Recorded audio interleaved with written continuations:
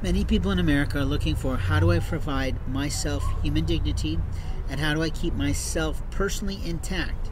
People often go through stressful situations, but they don't think about the basics of life. The basics of life are really defined well in the United Nations Universal Declaration of Human Rights. That document has been translated into over 500 languages. The challenge we have today is that some human beings don't recognize their citizenship in those countries. In other words, they don't recognize that they're lords of state, their prefects, their prime ministers, their presidents, or whatever they might call them, as their leaders, have signed these documents guaranteeing rights. Article 2 in the Universal Declaration of Human Rights speaks pretty clearly about our rights. I'd like to read it to you.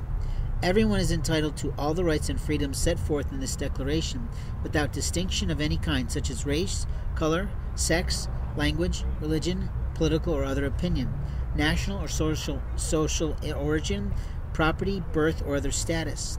Furthermore, no distinction shall be made on the basis of political, jurisdictional, or international status of the country or territory to which the person belongs, whether it be independent, trust, non-self-governing, or under any other limitation of sovereignty. What this really means is that there's no discrimination allowed in this document for someone to have the rights to dignity.